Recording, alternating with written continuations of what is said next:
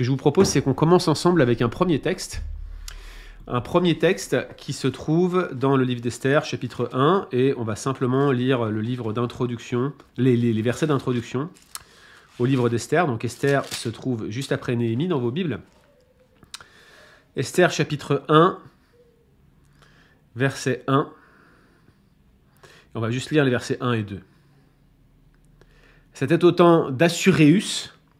Cet Assuérus régnait, ou Assuérus, régnait de l'Inde à l'Éthiopie sur 127 provinces. En ce temps-là, le roi Assuérus s'installa sur le trône royal de Suse, la capitale. Alors, il y a beaucoup de choses à dire sur ce texte en particulier, et ces deux versets nous permettent, comme souvent, de commencer en établissant le contexte. Et mon but ce soir, c'est pas d'aller forcément dans l'ensemble du détail de ce que ce livre nous dit ou de ce que ce livre veut révéler, mais plutôt d'essayer de voir un petit peu quels sont les éléments qui seraient utiles qu'on sache avant de commencer cette série de messages sur le livre d'Esther et sur certains détails qu'il contient, notamment des détails historiques. Alors le livre d'Esther, c'est un livre qui est souvent considéré comme problématique, et il l'a été dans l'histoire de l'Église, et aussi en particulier lors de la Réforme. Aujourd'hui, nos contemporains se demandent beaucoup si on a affaire réellement à de l'histoire, ou si ça serait plutôt un conte populaire, autrement dit une belle histoire pour faire dormir les petits-enfants et les plus grands qui auraient tendance à aimer les histoires de petits-enfants, si vous voyez ce que je veux dire. Mais beaucoup de spécialistes aujourd'hui considèrent que dès le début, ça a été écrit comme un conte et ça devait être reçu comme ça, et que ça n'a absolument rien d'historique. C'est l'une des grandes critiques, celle de l'historicité, mais pas seulement. Ce qu'il faut dire, c'est que d'emblée, le livre d'Esther, c'est pas juste un livre écrit pour les petits-enfants, c'est pas de la littérature enfantine, c'est pas non plus un livre qui a été juste écrit comme ça en un seul jet, avec peu de réflexion. En réalité, c'est une composition littéraire très élaborée, tant au niveau des thèmes qu'il contient que de l'ironie à peine voilée, qu'on a du mal à discerner dans nos traductions, et surtout dans la structure. C'est pas une seule structure, mais plusieurs structures qui se superposent dans ce livre d'Esther. Et vous allez voir qu'on va en dire quelques mots ce soir. C'est assez impressionnant. Les deux choses qu'il faut que je mentionne en termes de problèmes qui vont plutôt gêner les chrétiens et les évangéliques en particulier, déjà, c'est la question du canon. La question du canon, elle semble pas avoir été très facile à trancher, même au niveau des Juifs. Bon, ceci étant, on a des traces qu'à la fin de l'ère antique, c'est-à-dire avant la naissance de Christ, il était déjà bien accepté, ce livre d'Esther, et on a des éléments même après Jésus-Christ. Par exemple, il y a eu un rassemblement des Juifs à la fin du 1er siècle, après Jésus-Christ, dans la région de Jamnia. On a le sentiment que lorsqu'ils discutaient les questions de canon, ils n'étaient pas en train de figer le canon, mais ils discutaient des livres qui étaient acceptés ou non. Esther en faisait partie. Néanmoins, ça n'a pas empêché certains chrétiens, notamment des pères de l'Église, mais aussi Martin Luther, qui est coutumier du fait. Vous avez vu avec Jacques, dont il contestait la canonicité dans la série qu'on vient de terminer sur Jacques. Et bien, c'est un peu pareil sur Esther. Il s'en méfiait beaucoup. Il la rangeait au rang des apocryphes de l'Ancien Testament.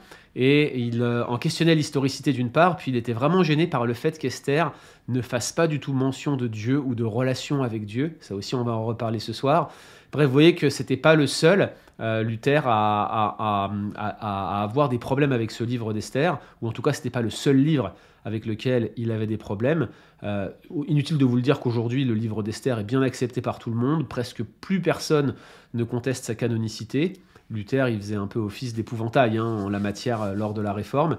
Mais on comprend ses réserves quand on sait que Dieu n'est pas du tout mentionné dans ce livre. Et puis globalement, on conteste un certain nombre d'éléments que je ne vais pas m'amuser à vous retracer ici, mais il y en a beaucoup qui mettent en doute certains éléments du récit, le nombre de fêtes, l'existence d'une reine qui se serait appelée Esther, ou même d'une reine qui se serait appelée Vashti. Bref, sans rentrer dans les détails, il y a un certain nombre d'éléments qui sont mentionnés par les spécialistes critiques qui vous disent c'est pas vraiment très historique. Sachez qu'il y a des réponses sur chacun des points qui sont évoqués. J'ai choisi volontairement de vous les épargner. Si vous m'accordez un tout petit peu de crédit, faites-moi confiance sur ça. Les penseurs évangéliques, les spécialistes évangéliques ont vraiment des réponses aux objections principales, et on aura l'occasion d'en évoquer quelques-unes au fur et à mesure qu'on va avancer dans ce livre et qu'on va exposer ce texte de l'Ancien Testament. La seule chose que je veux que vous vous souveniez, c'est que finalement Esther, c'est un livre qui, comme d'autres, souffre d'un certain regard critique, même s'il y a des éléments de réponse assez clairs à ce sujet-là. Alors, si on se pose la question de l'historicité du livre d'Esther, il faut aussi qu'on se pose la question du contexte historique qui est retracé dans le livre d'Esther. Et la première mention qu'on a lue ce soir, les versets 1 et 2 du chapitre 1, nous présente un dénommé Assuérus. Certaines versions ont Assuréus pour une raison que j'ignore. Le nom en hébreu, c'est Ahashverosh. Et les spécialistes aujourd'hui sont tous d'accord. Il y a eu quelques contestations, mais c'est, je pense, aujourd'hui terminé. Tout le monde est plus ou moins d'accord que c'est Xerxès Ier qui est le roi en question. D'ailleurs, si vous avez la NBS ou d'autres versions plus récentes, certains n'hésitent plus à remplacer Ahashverosh par Xerxès directement. Xerxès est un roi qui est né en 519 avant Jésus-Christ, mort en 465, un roi très puissant. C'est le fils de Darius. Darius qui va permettre à la reconstruction du temple de reprendre à l'époque pré-exilique. Vous vous en souvenez certainement, c'est mentionné cette reprise des travaux dans le livre d'Esdras. Les travaux avaient été arrêtés à cause des Juifs. Donc c'est quelqu'un qui hérite d'une situation de monopole d'empire assez importante. Darius lui-même était membre de la dynastie des Achéménides, une dynastie perse qui avait été initiée par Cyrus le Grand. Donc c'est une grande dynastie, un empire puissant que celui des Perses et des Mèdes, qui fonctionnaient ensemble, et puis les Mèdes ont d'abord eu la suprématie, puis ensuite les Perses. L'idée, c'est qu'on se retrouve à l'époque où il y a un certain nombre de Juifs qui sont déjà retournés dans le pays. On est après l'époque décrite dans Esdras et Néhémie, on est après l'exil donc, et les Juifs sont déjà rentrés dans le pays. Le temple a déjà eu certaines avancées en termes de reconstruction, la muraille également. Mais la situation qui est décrite ici, ce sont des Juifs qui sont restés dans la dispersion dans la ville de Suse, qui est proche des contrées connues aujourd'hui comme la zone indo-irakienne. Et on a donc une description du récit de personnes qui sont juives et qui sont situées encore dans une zone de type diaspora, donc là où il y avait les exilés auparavant. Donc cette époque post-exilique nous ramène donc après l'exil et un peu après Esdras et Néhémie, comme je vous le disais. Ce qui est vraiment intéressant sur le contexte historique, c'est qu'on a une source de l'époque qui est assez exhaustive, l'une des plus exhaustives de l'Antiquité. Ce sont les fameuses histoires d'Hérodote. C'est un texte grec. Alors, ce qu'il faut savoir, c'est que Xerxès, on aura aussi l'occasion d'y revenir, c'est un roi perse qui va mener une grande guerre contre les Grecs et qui va même par 2 fois les humilier. Pour ceux qui ont vu le film 300, c'est lui, Xerxès, avec ses boucles d'oreilles, sauf qu'il était probablement pas comme ça du tout. Je sais pas pourquoi ils l'ont représenté complètement rempli de piercings. C'était pas vraiment la représentation qu'on se faisait des Perses de l'époque, c'était plutôt des hipsters d'ailleurs, avec une longue barbe.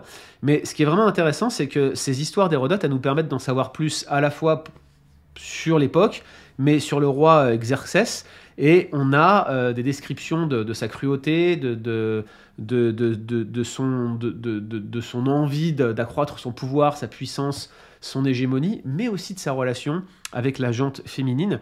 Il y a notamment une histoire bien connue rapportée par Hérodote où il va chercher Xerxès à finalement avoir une aventure avec la femme de son frère, puis il va se lasser de lui courir derrière et finalement il va se rabattre sur la fille de son frère. Et là il va réussir, ce qui va déclencher une révolte de la part de son frère qui va s'isoler dans une zone qu'on appelle la Bithynie. Tout ça est décrit dans les histoires d'Hérodote. Les descriptions d'Hérodote sont peut-être pas forcément précises ou dignes de foi. C'était un grec ennemi des Perses. Ce qui est clair, c'est que le milieu culturel qui est décrit dans Hérodote est très très cohérent avec ce qu'on retrouve dans le livre d'Esther. Donc cette source contemporaine, c'est un peu une mine d'or, c'est vraiment la providence de Dieu, et elle nous aide à corroborer les éléments qu'on retrouve dans le livre d'Esther. Et puis une dernière mention sur le contexte historique, un petit peu pour appuyer mon point ici, c'est sur l'historicité d'Esther et de Mardochée. Brièvement sur Esther, j'ai déjà dit ça un petit peu tout à l'heure, il y a plusieurs théories, hypothèses qui nous permettent de la connecter à une reine existante. Sachez que toutes ne sont que des hypothèses, mais certaines sont plus sérieuses que d'autres, et il n'y a aucune raison aujourd'hui de douter que Esther ait pu exister et ait pu être connectée avec une des reines existantes mentionnées dans l'entourage de Xerxès. Et puis, j'aimerais faire un petit excursus, là, une petite parenthèse sur le nom de Mardoché. Déjà, sachez que ce nom, il a été authentifié à maintes reprises dans des inscriptions qu'on a retrouvées, des inscriptions en Perse du 5e siècle avant Jésus-Christ, et notamment des tablettes dans ce qu'on appelle le trésor de Persépolis. Mais ce qui est vraiment intéressant, c'est qu'on a retrouvé un morceau de poterie dans lequel il y a un homme qui est nommé Mardouka, qui est mentionné. Alors on a du mal à dater ce texte-là. Cet homme, Mardouka, probablement vivait durant les 2 premières décennies du 5e siècle, ce qui correspond, avant Jésus-Christ, ce qui correspond à la période qu'on vise ici, le contexte historique d'Esther. Et ce Mardouka servait de comptable lors d'une tournée d'inspection qui partait de la ville de Suse. Et ça pourrait très bien être le Mardoché biblique, en fait, puisque ces fonctionnaires s'asseyaient à la porte du roi. Or, Mardoché était régulièrement à la porte du roi, comme on le voit au chapitre 2. Bref, ça serait pas étonnant, finalement, que ces 2 hommes soient la même personne. Difficile à prouver, là encore, mais la coïncidence est tout de même intéressante, surtout quand on parle d'un livre qui fait la part belle aux coïncidences hasardeuses, finalement, dirigées par Dieu. Tout cela pour vous dire que le contexte historique est bien établi, c'est le retour d'exil, c'est après Esdras et Néhémie, on a des sources qui nous permettent de corroborer, aucune raison de douter de l'historicité de ce texte, et en plus on va pouvoir creuser un petit peu le contexte au fur et à mesure qu'on va avancer dans l'exposition de ce livre. Laissez-moi vous dire brièvement quelques mots sur le genre littéraire, parce que le genre littéraire a son importance dans un livre comme Esther. Déjà, est-ce que c'est une historiographie? Ici, peut-être une précision. Ce qu'on appelle l'histoire, ce sont les faits eux-mêmes. Ce qu'on appelle l'historiographie, ce sont des récits de l'histoire. Donc quand vous lisez un livre d'histoire, c'est une historiographie, c'est pas de l'histoire. Quand on lit la Bible, dans un certain sens, la Bible est une historiographie parce qu'elle nous donne un rapport de l'histoire. Une historiographie, c'est forcément sélectif, c'est forcément orienté. Nous, on pense que la Bible est la parole de Dieu, mais elle est quand même sélective. Dieu ne nous raconte pas toute l'histoire et ne se plaît pas à faire la description des faits, là. Ce que Dieu veut, c'est nous donner une perspective théologique de ses actions dans l'histoire. Et le livre d'Esther n'échappe pas à cela. Il y a réellement l'idée que c'est un récit basé sur des faits historiques. On vous donne des noms de personnages historiques, des dates même, des lieux. Mais la question, c'est est-ce que ça s'arrête là? Est-ce que c'est uniquement un récit de l'histoire?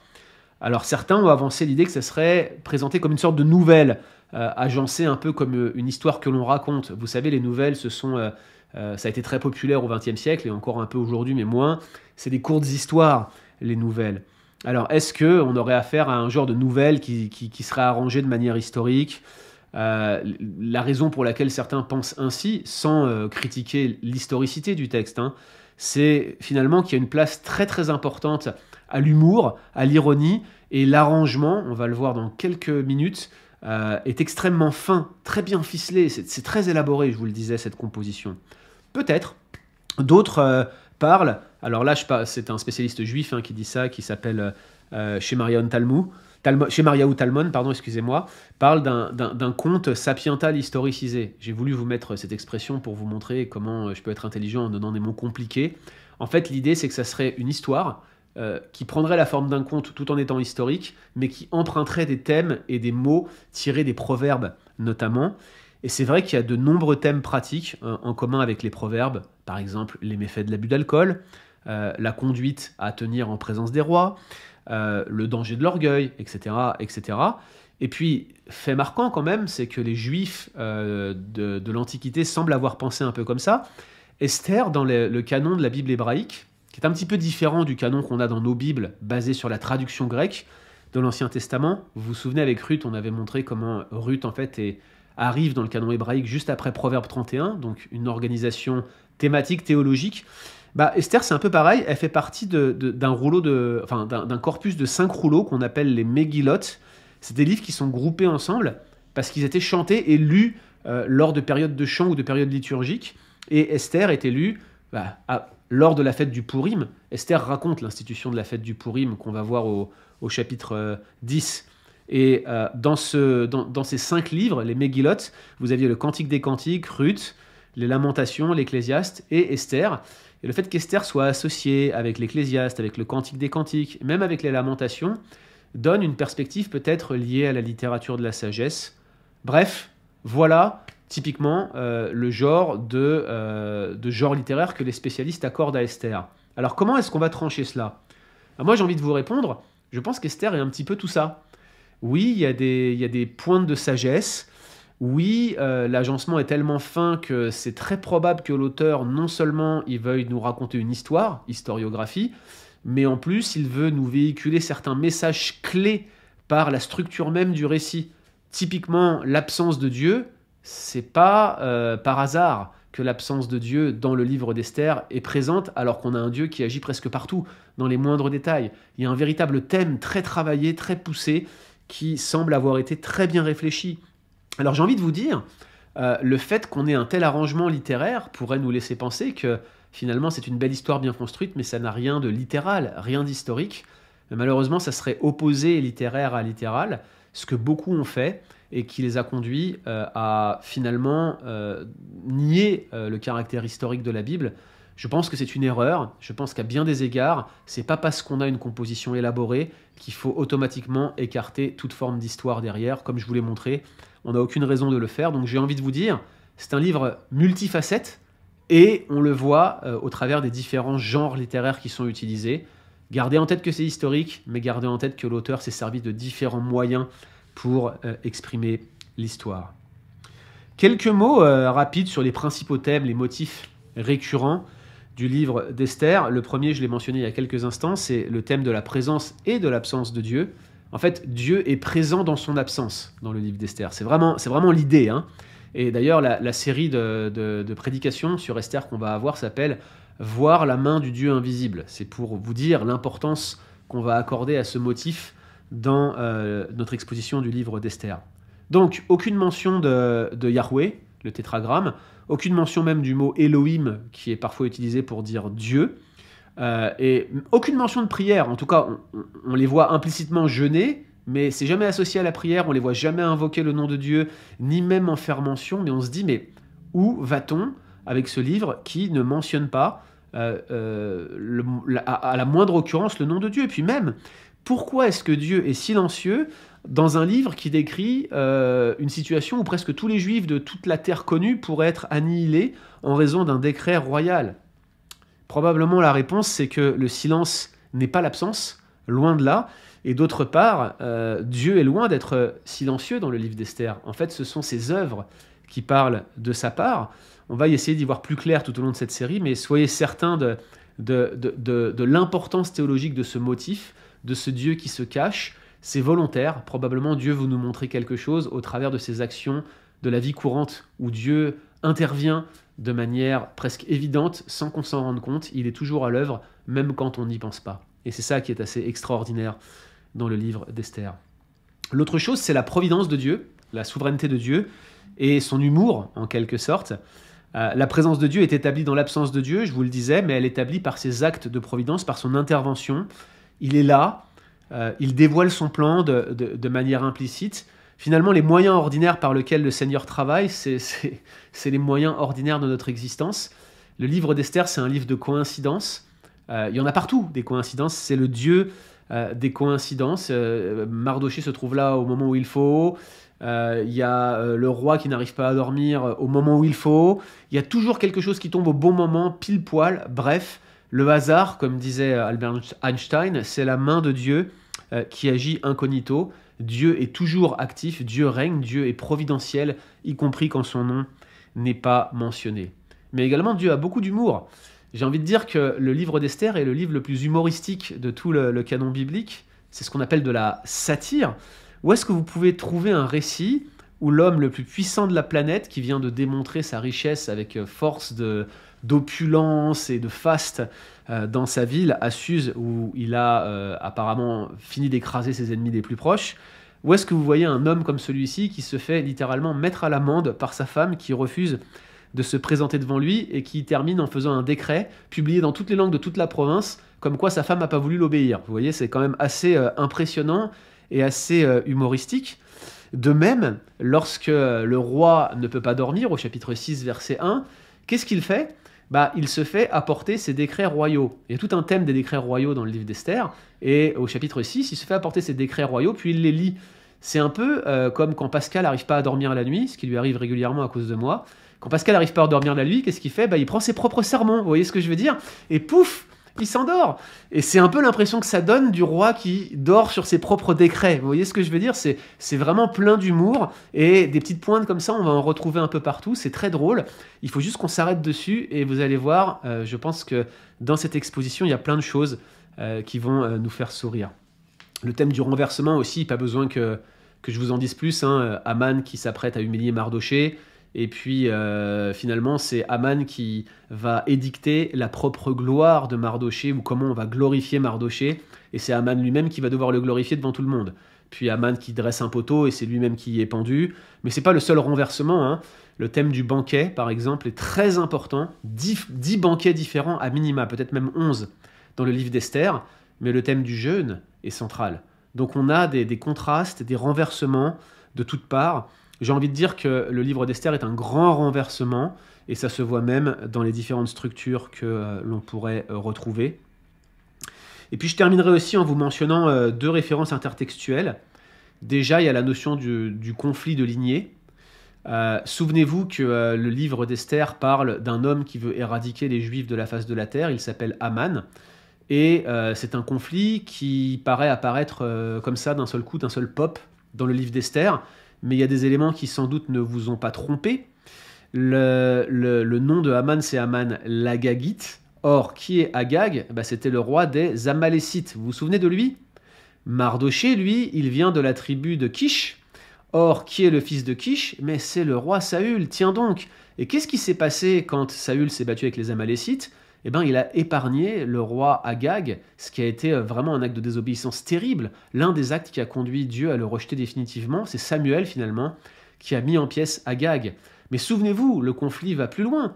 Amalek, dont était issu Agag, était ce peuple qui avait attaqué par derrière Israël dans le désert. Vous savez, c'est l'épisode où Moïse doit avoir les mains qui sont portées par Josué, et je crois que c'est Aaron qui porte aussi ses mains, vous vérifierez.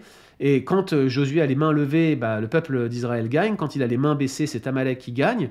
Finalement, Josué gagne. Et il y a ce commandement qui est une prophétie en même temps de la part de Dieu d'effacer le nom d'Amalek de dessous le ciel. Donc c'est finalement ce qui s'accomplit en Esther. Saül avait eu la main lâche quand il s'agissait de mettre à mort Agag, le roi des Amalécites. Mais le fils, ou plutôt c'est pas le fils de Saül, c'est le fils de Kish, il est descendant de Kish, on ne sait pas si ça passe par Saül, mais Mardoché, à l'époque post-exilique, Mardoché n'hésitera pas à mettre à mort Aman l'Agagite. Mais figurez-vous que ça va encore plus loin, parce que Amalek, qui est son père? Mais c'est Ésaü. Et qui est le père d'Israël, qui est le père de Kish finalement, mais c'est Jacob. Et donc le conflit Jacob-Ésaü se retrouve ici typologiquement, tel que mis en relief par Paul. Finalement, c'est un véritable conflit de lignée. Et si on regarde bien, depuis le début, c'est la menace entre la postérité de la femme, Genèse 3,15, la postérité du serpent. L'une veut écraser la tête de l'un, l'autre veut blesser le talon de l'autre. Il y a une vraie volonté du diable d'écraser la postérité de la femme. Et finalement, on en a encore une manifestation ici. C'est un conflit de lignée. On poursuit ce conflit et on est bien dans l'histoire biblique, la grande histoire, le même fil rouge, la même historiographie depuis le début. Deuxième point rapidement, Exodus Redux. C'est pour vous dire en fait qu'il y a des allusions à l'Exode en fait dans le livre d'Esther. Déjà, il y a un certain nombre de mots en commun et de termes en commun avec le récit de Joseph, notamment avec la descente en Égypte. Et puis il y a un certain nombre de thèmes en commun avec la sortie d'Égypte au moment de l'Exode. Bref, les liens sont ténus, mais ils ont été notés par plusieurs spécialistes, donc je vous le mentionne. Je terminerai simplement en vous parlant de la structure. C'est pareil que pour les thèmes, c'est une vraie mosaïque. On a le motif du banquet qui peut servir d'élément structurel, et vous comprenez maintenant pourquoi je traite de la structure après avoir parlé des thèmes principaux, parce que finalement ce sont les thèmes qui vont être structurants dans le livre de Ruth, dans le livre d'Esther, pardonnez-moi. Il y a éventuellement le motif du renversement qui peut se retrouver comme étant le cœur de la structure du livre d'Esther. Et puis on a également le motif du décret royal. Bref, tous les grands motifs du livre d'Esther peuvent être utilisés pour déterminer une structure du livre. Alors laquelle est la bonne? Bah là encore, j'ai envie de vous dire, peut-être que ce sont toutes des structures qui sont intentionnelles et qui s'enchâssent les unes dans les autres, qui se superposent les unes aux autres comme une belle mosaïque. Je vous l'ai dit, hein, la composition d'Esther est très élaborée. Il suffit de regarder chacune des structures qui sont proposées pour être relativement émerveillé. Je vais terminer en vous en montrant une seule. J'aurais pu vous en montrer 2 ou 3 autres encore qui ont été avancées par les spécialistes. Mais rien que celle-ci, elle vaut le détour. C'est une structure qui est basée sur les décrets royaux. Et si vous regardez bien, chaque décret royal est mis en parallèle l'un par rapport à l'autre. L'ouverture du livre est mise en parallèle avec l'épilogue. Et vous avez le conflit entre Aman et Mardoché qui se trouve au milieu. Et le point focal, le point de renversement, c'est Pascal et son sermon. Pardon, c'est le roi qui lit ses chroniques au milieu de la nuit. Et cet arrangement est typiquement un arrangement de type tension-résolution. C'est classique dans les récits de la Bible. Vous avez une tension qui est établie dès le début du livre. Et cette tension atteint un point de crise. Et à un moment, il y a un basculement et il y a un dénouement. On trouve cela dans plein de récits narratifs de la Bible. C'est même la majorité des séquences narratives de la Bible. Et là, c'est ce que vous avez. Vous avez une mise en contexte, chapitre 1, un premier décret du roi au chapitre 2 et 3, décret contre les Juifs ici, parce qu'on pourrait mentionner aussi le décret qui a été fait contre la reine, hein, mais c'est celui-là contre les Juifs qui accroît la tension. Et puis on a Aman qui se propose d'aller écraser Mardoché au chapitre 4 et 5. Et donc à ce moment-là, on a évidemment la tension qui atteint son paroxysme. On a Mardoché qui est en passe d'être écrabouillé par Aman. Et on a, au chapitre 6, ce bouleversement que personne n'aurait pu prédire, qu'aucune main n'aurait pu prévoir. On a, cette nuit-là, le roi qui ne peut pas dormir, qui se fait apporter ses chroniques, et puis qui se rend compte que finalement Mardoché lui a rendu service. Donc il va honorer Mardoché par la main d'Aman, et c'est ce qui va précipiter la chute d'Aman. Mardoché va triompher sur Aman, on aura un deuxième décret royal en faveur des Juifs cette fois-ci, et finalement l'épilogue qui va mettre tout le monde d'accord avec l'institution de la fête du Pourim.